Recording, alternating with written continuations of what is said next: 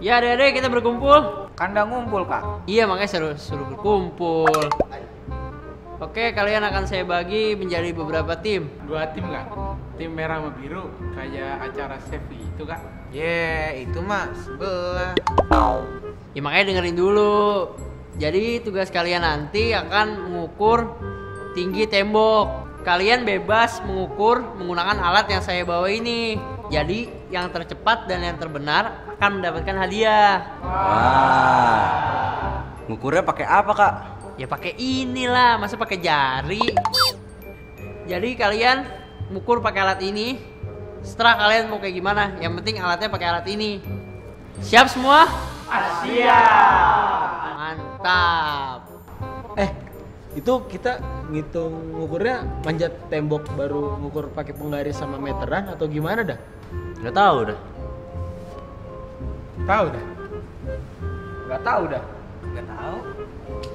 Tahu dah.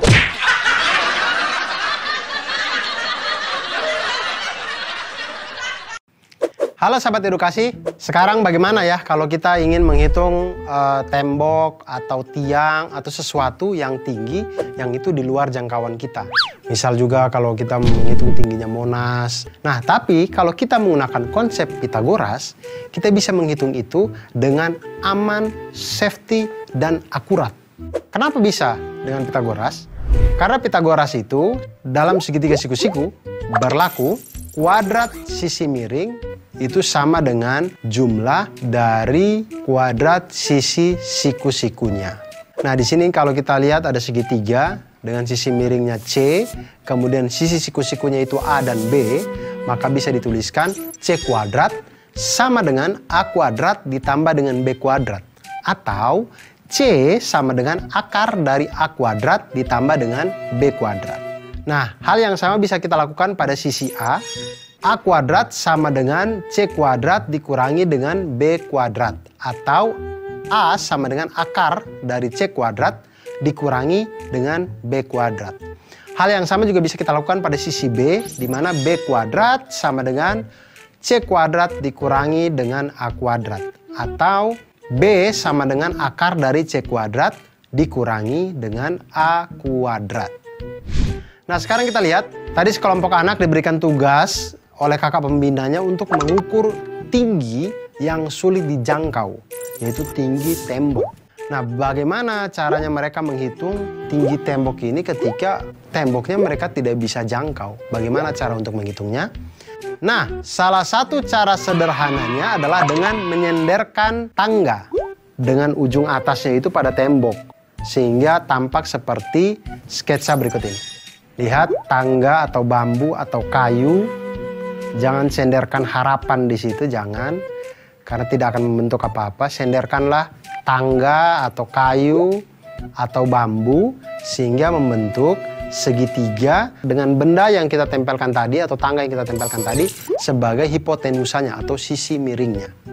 Di situ kita bisa namakan sisi C, sisi A, dan sisi B. Jika kita perhatikan kan kita bisa menggunakan teorema Pitagoras pada di sini. Langkah pertama untuk mengetahui tinggi tembok adalah dengan mengukur panjang tangga terlebih dahulu. Jadi sebelum kita senderkan, kita hitung dulu nih panjang tangganya nih. Sudah ketahuan, baru kita tempelkan, kita misalkan itu sebagai sisi miring atau sisi C. Nah, langkah kedua, ukur jarak antara ujung bawah tangga dengan tembok. Kita misalkan ini sebagai A. Jika sudah mendapatkan itu, maka kita bisa mencari sisi B atau tinggi tembok itu dengan rumus Pitagoras, yaitu B sama dengan akar dari C kuadrat dikurangi dengan A kuadrat. Nah, dengan menggunakan teorema Pitagoras, kita dapat mengetahui ketinggian-ketinggian yang sulit untuk kita jangkau. Contoh sekarang ya, misalkan panjang tangga adalah 5 meter. Kemudian jarak dari tangga ke tembok adalah 3 meter. Berapakah tinggi tembok? Maka tinggi tembok itu bisa kita cari dengan tinggi tembok sama dengan akar dari 5 kuadrat dikurangi dengan 3 kuadrat. Sama dengan akar dari 16 sama dengan 4 meter. Atau tinggi tembok itu setinggi 4 meter.